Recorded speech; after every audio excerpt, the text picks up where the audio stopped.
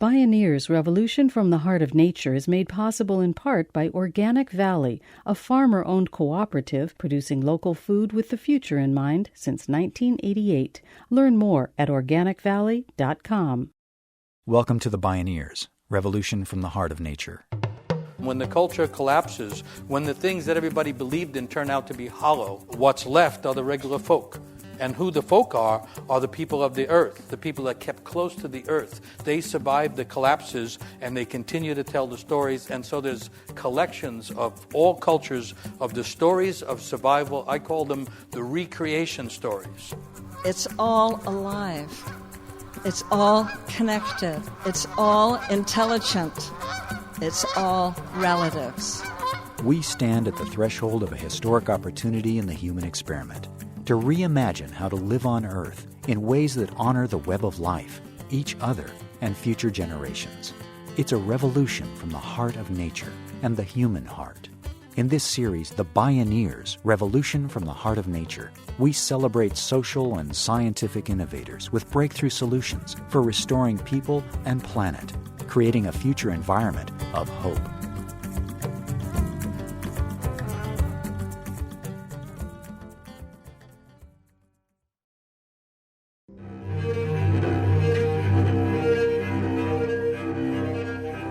In the year 2000, at the millennium, the United Nations invited the people of the world to share their views of what is wrong in the world.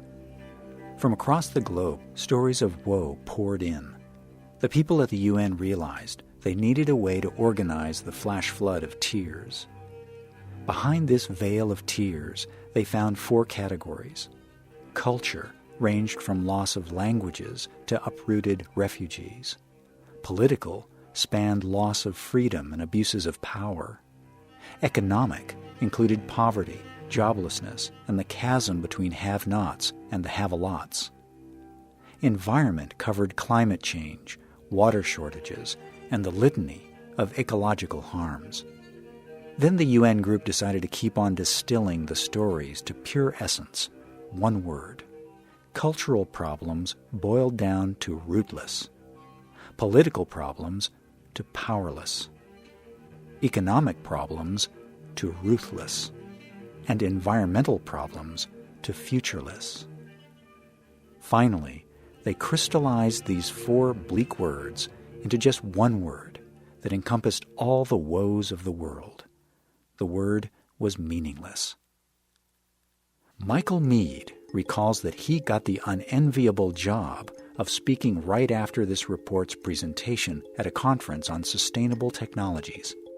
Actually, the UN people apologized to me, and they said, we're sorry that we're handing you the stage when we just convinced everybody that the whole world was meaningless. And I said, well, don't apologize. I'm a mythologist, and I happen to know the one essential thing, which is that myth makes meaning. Join us for Why the World Doesn't End, Recreation Myths of Nature and Culture with mythologist and storyteller Michael Meade. My name is Neil Harvey. I'll be your host. Welcome to the Bioneers, Revolution from the Heart of Nature.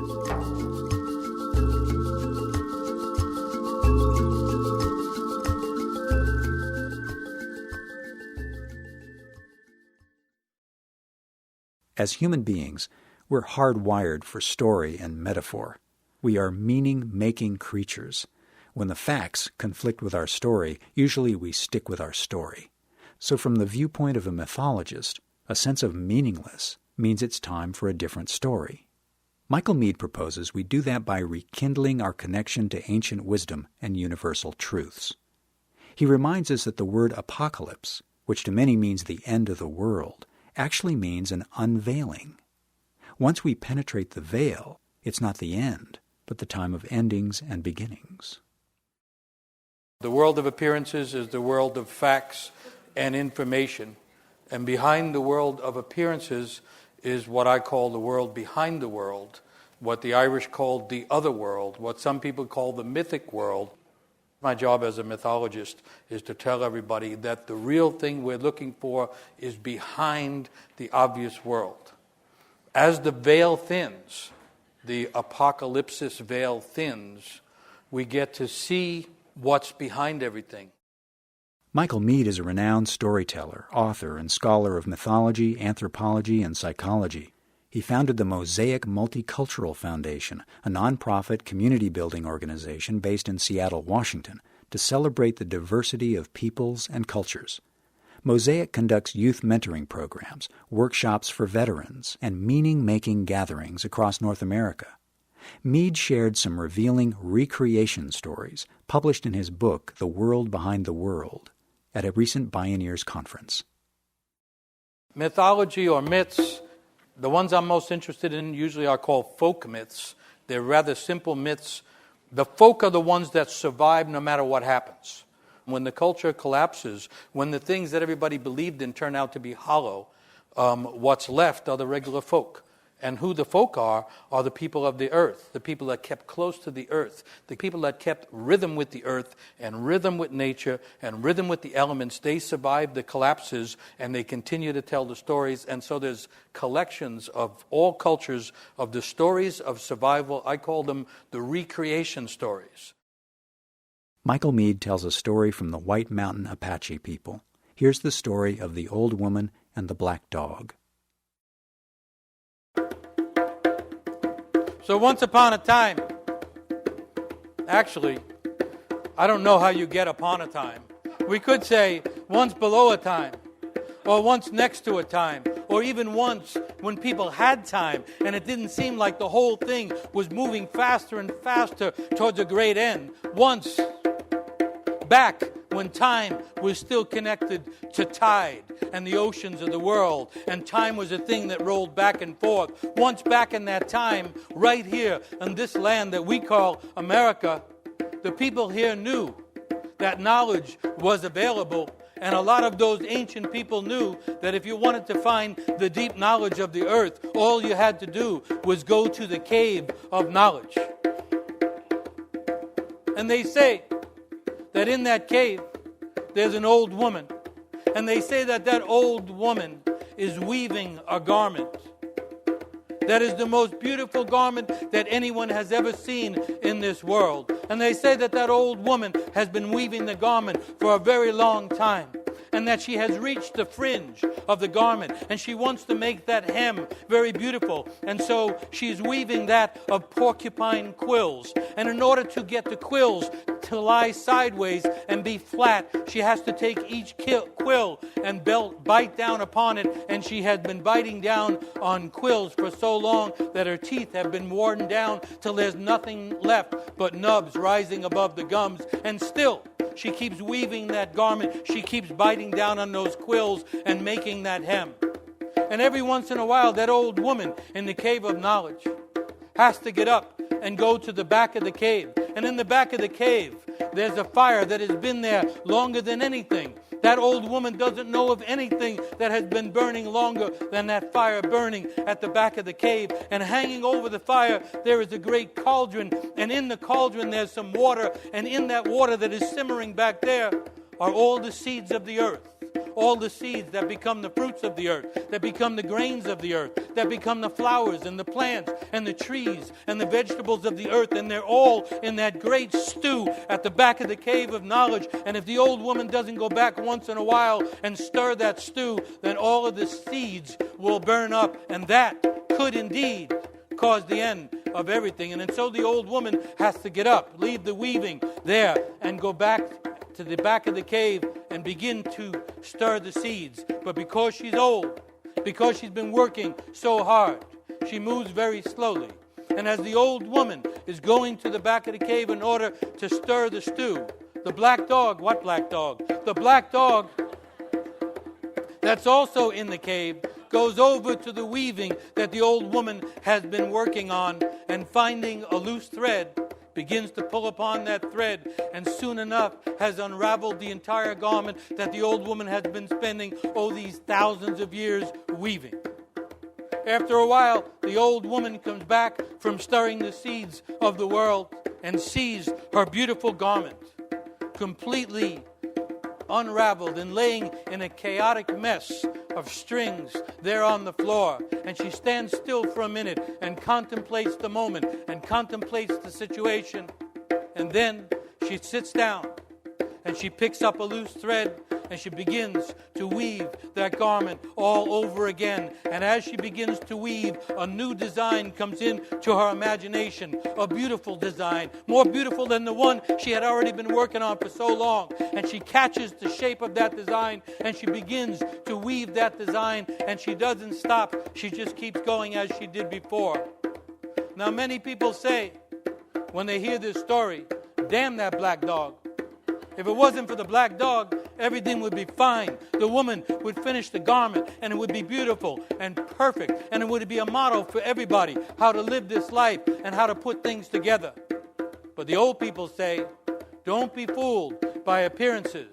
Be thankful to the black dog, because that woman is the old woman of the world. And if she would ever finish weaving the garment that is both nature and culture, then, and perhaps only then, this world would come to an end. Be thankful to the black dog, the old people say, for the black dog takes things apart in order that they be woven back together in a more beautiful way. That's what the old people say when they talk about a story like this, when they live in a time like this. And me, I'm just trying to pass on some old stories and always asking everyone the question, if the old people, if the truly old people don't know, if they don't know, who does?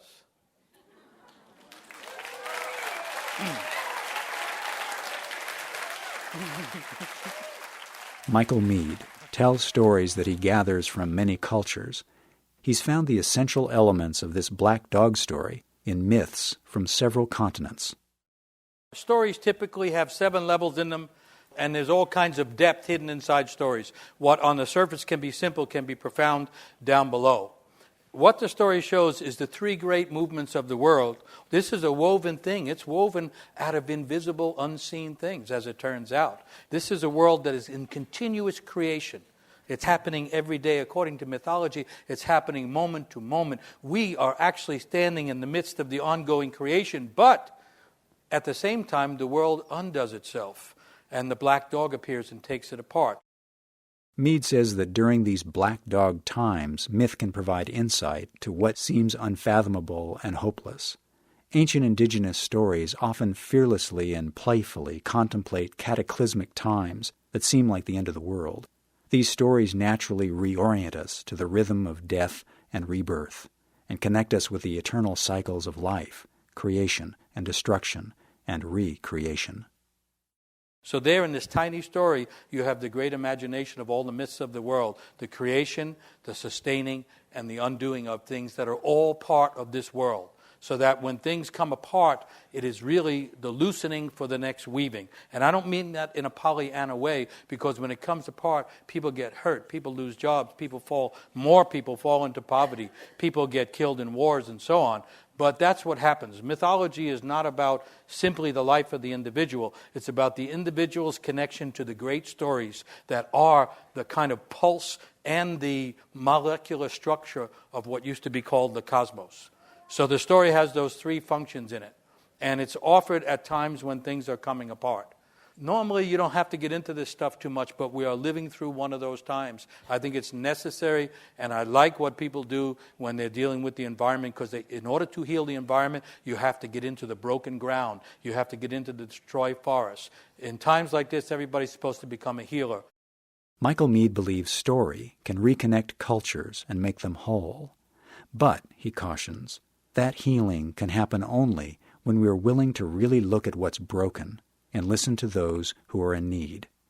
Meade's work often serves the most vulnerable. He facilitates a community forum called Voices of Youth. Young people write about their experiences of overwhelming violence, cynicism, and apathy in their lives, and then perform for an audience of their families, teachers, and elders. It's part theater, part literature, part celebration, and all transformation.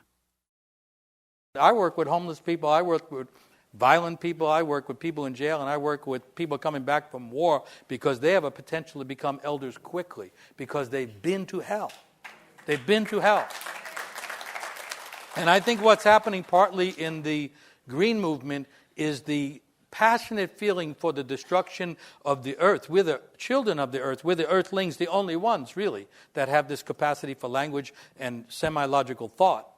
And And the anguish felt about that is awakening, that darkness is awakening more vitality, I think, in people. And there's a genuine hope that can come from that. The 13th century poet and mystic Rumi wrote, "The cure for pain is in the pain. Good and bad are mixed. If you don't have both, you don't belong with us." Michael Meade says changing the story requires us to see the shadow sides in our lives, and that can best happen when we connect to the world behind the world. When we return, stories that reconnect us with nature and our human nature. This is Why the World Doesn't End, Recreation Myths of Nature and Culture. I'm Neil Harvey. You're listening to the Bioneers, Revolution from the Heart of Nature.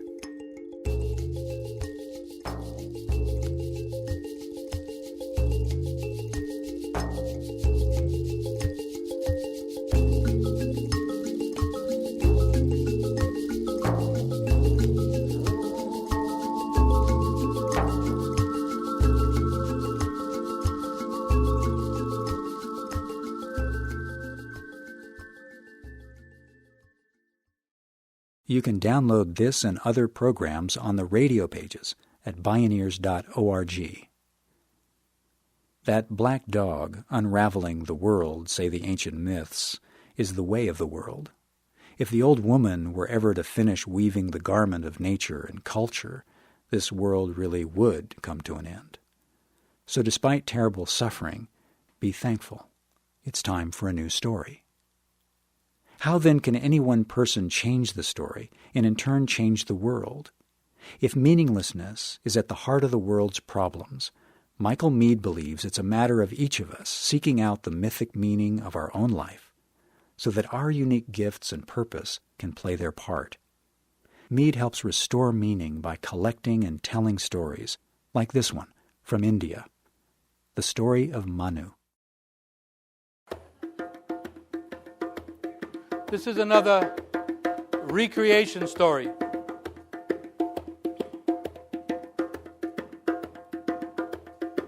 Once, back at the beginning, when time was just breaking open the spell of eternity and causing distinct things to be in the world, once back at that place when everything was just beginning, and people too had to have their start in that initial arrangement of all the elements of this world. Back at that time, the first person, who some say was Manu. You can hear in the name of the first person the echo of humanity in Manu. Manu, it turns out, one day had trouble in his mind. For trouble has to come in somewhere as well, and some people say it came in very close to the beginning and has been with us all the way along. Manu was feeling troubled over something or other. And in considering this trouble and not being sure what to do, Manu went to the edge of the ocean, the place where the great fluid body of origins rolls up against the solid body of the earth. The place of back and forth, the place between one thing and another. And Manu was going along the edge of the sea when suddenly, from the great ocean, there leapt a little fish. And since it was the beginning, and animals and people hadn't become so separated, the fish spoke to Manu and said, "Could you help me? Would you please save me here? In this great ocean of the world, the big fish eat the little fish, and I'm about to be devoured by some big fish, and I would prefer not to go that way." And Manu, the first human, just like every human since then, had to make a decision whether to lend a helping hand or whether to not do it at all. And for reasons that are not explained, Manu, the first human in this story anyway of the world, bent down and caught that little fish and pulled it out of the ocean and began to carry it. And the fish said to him, "Because of this kindness, because of reaching out to help me, one day I will help you when you are in trouble." And then the fish became silent, and Manu carried the fish back to his place of residence and he got some kind of a container or a bowl, and he put water in it, and he put the fish in, and he began to care for that fish, and he fed it a little bit. And as soon as he fed that fish, the fish began to grow. And when it grew very rapidly. And soon it grew too big for the bowl. And so he had to put it into a larger tank. But it kept growing, and it grew too big for the tank. And he had to take it and put it in a pond. But it was still growing. It outgrew the pond. He had to put it in a lake. It outgrew the lake. Pretty soon, Manu had no choice but to pick up the fish, which now had become huge, and carry it all the way back to the ocean where he first found it. And Manu noticed that no matter how big that fish got, somehow he could carry it. And it felt light in his hands. And so Manu carried the huge fish back to the great ocean. And he placed it back in the ocean. And once the fish got into the water, it turned around and it said, "Listen, I have some advice for you. Trouble is coming here.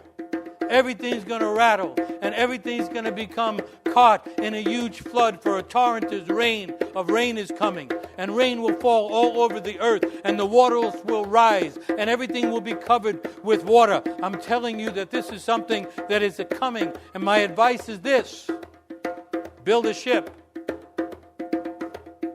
And after you build a ship, watch for when the water reaches its height, and I will come back again." And so Manu, being at the very beginning of human efforts in this world, knowing that when some other species speaks to you, it's probably giving you good information, Manu began to build a ship. After a time, the rain did come, and it was heavy, and it came in torrents, and it flooded the earth, and the waters of the earth rose in all directions, and pretty soon everything was being covered, and the storm was unabated. And Manu entered the ship, and his friends went with him, and some animals as well. And while they were entering the ship, the big fish came back and threw a rope to the ship, and then turned and began to pull that huge ship with Manu and his relatives and friends and some animals across the great roiling ocean.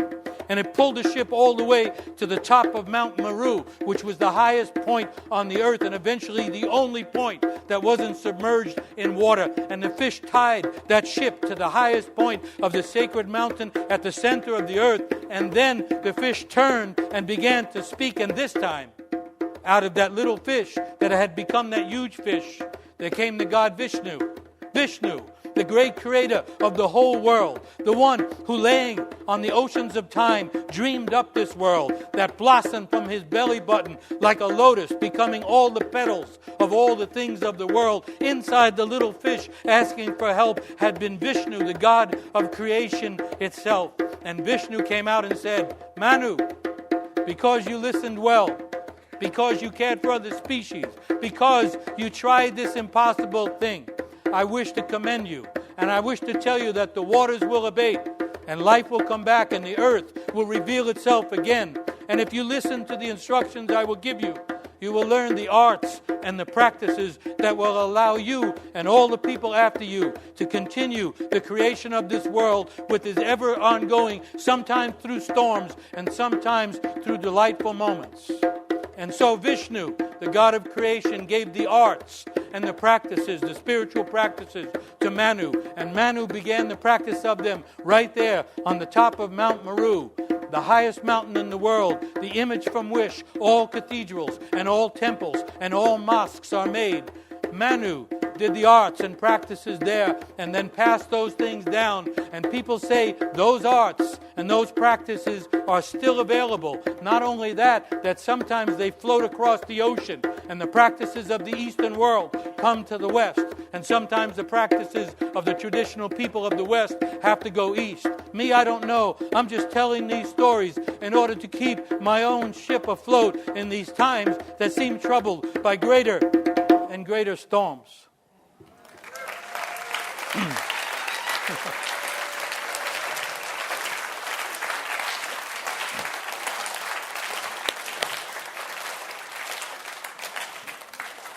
So there's lots of levels, lots of points. I just want to make a couple. Notice the connection, by the way, between the mythic world and the natural world. The natural world is a green garment wrapped around the spirits that are the essentials of the mythic world.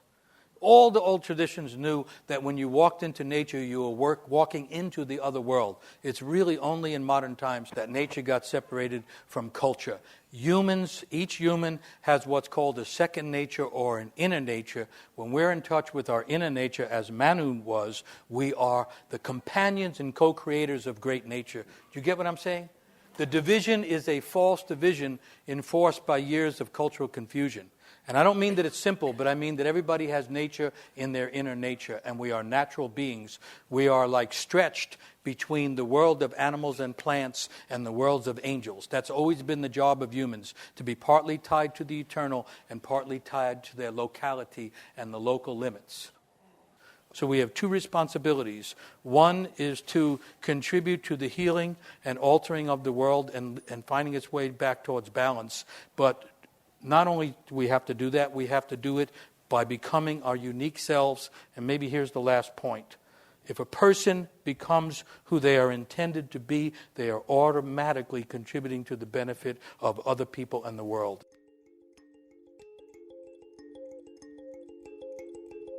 Michael Meade, storyteller and mythologist, encouraging us to listen to nature and our own inner nature, to pick up that loose thread from the ends of time and begin to weave new stories of healing. Why the World Doesn't End: Recreation Myths of Nature and Culture.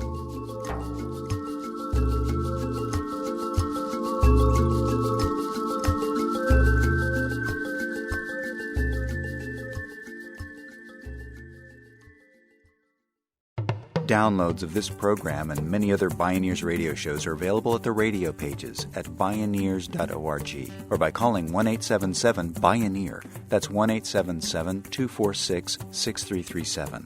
Visit Bioneers.org, where you can learn how to attend the annual October Bioneers National Conference and local Beaming Bioneers conferences. Purchase the radio series, conference CDs and DVDs, and Bioneers books. Join the thriving online Bioneers community and become a Bioneers member or make a donation. All at Bioneers.org or by calling 1-877-BIONEER. The Bioneers, Revolution from the Heart of Nature is a production of Collective Heritage Institute. Executive producer, Kenny Ausubel. Written by Catherine Stifter and Kenny Ausubel. Senior producer, Neil Harvey. Managing producer, Stephanie Welch.